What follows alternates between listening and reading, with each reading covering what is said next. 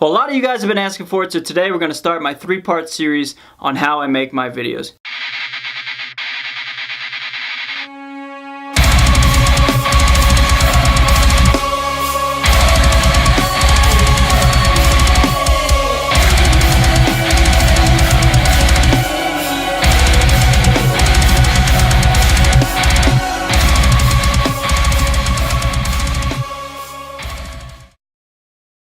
So what's going on, guys? Welcome back. First off, I just want to say thank you so much for those of you saying my mixes have been gotten a lot better.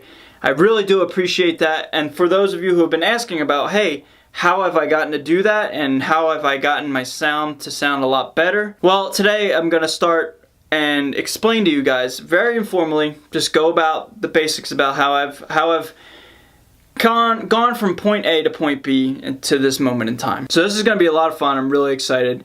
And let's get right into it. Alright, so all my projects always start with drums. I never ever start with a guitar riff. I think I've done that maybe once or twice in the entire time that I've been doing YouTube. I always need the drums. I always need to feel the flow and the pulse of the song I'm trying to create. I have ideas in my head, but until I find the right drum track, it doesn't come out right. So I use Superior Drummer 3.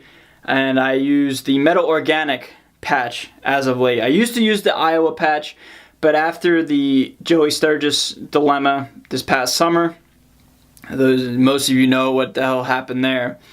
Everybody just came at my mixing and my drums, and I was just using the stock Iowa patch, and nobody liked it. Nobody liked the kick drum in the Iowa patch apparently, so I switched over to Metal Organic. Here, this purple MIDI, this little bar right here, this 8 measure, 1, 2, 3, 4, yeah, 8 measure piece of MIDI here is a part of the Jim Root Maple Strat demo, a cool drum part that I used. I'm going to demo it here for this song and just walk you through how I go about doing it. But before we actually get to playing, let's talk about my philosophy and my overall mission statement, if you will, when I'm trying to create stuff. I try to get things done as soon as possible. Not to rush it, but I feel like the more you tweak and the more you dive down that rabbit hole, the further away you get from the original intent of your creation, and you start to drive yourself nuts and tweak the littlest things over and over again, and then by the time you're, quote, done, it sounds nothing like you originally thought it would, and it doesn't sound good to you. Ear fatigue, as I've come to find out from experience, is an actual real thing. Your ears do get tired and your brain gets tired of trying to process audio, and you start to literally start to shut down and not pay attention to what you're actually hearing.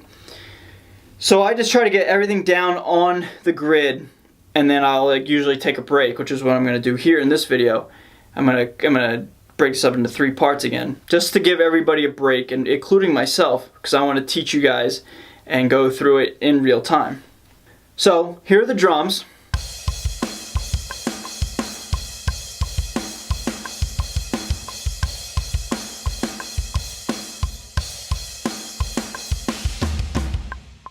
Okay, cool sound kick, right?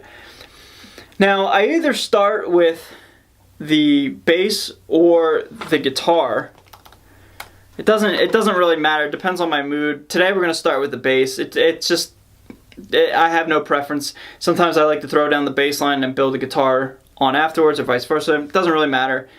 But before we get to the actual playing, again, one last thing is you got to check your levels. It's pretty standard in the recording realm of things. You always got to check your levels and make sure you're not clipping on your DI as well as you're not clipping on the plugin itself.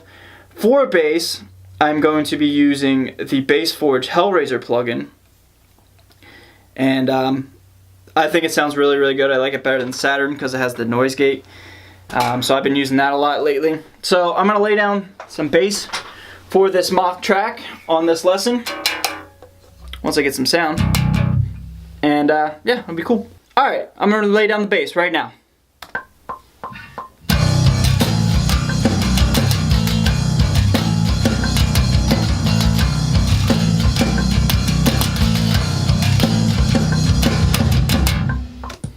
Alright, that was a good take. So now bass is done. Alright, so now we gotta do guitars. I usually only do 2 guitars, 1 pan right and left. I used to do a lot of quad track, but I found it got to be pretty muddy and less precise. For this riff in particular, I want it to sound pretty precise and articulate and clear, so I'm just going to use 2 tracks. For the guitars, I'm using the Fortin Nameless Suite plugin by Neural DSP. This thing is absolutely killer, as we all know. Sounds huge, sounds badass. And so yeah, I'm going to do 2 tracks, 1 left and 1 right. So we'll start with the left.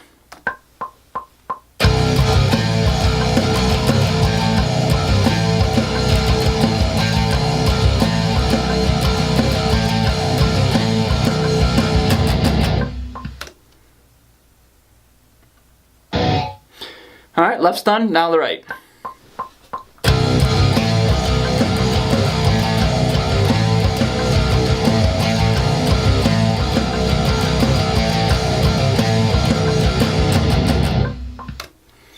Alright, so now that both guitars are recorded, here's what the rough final product sounds like.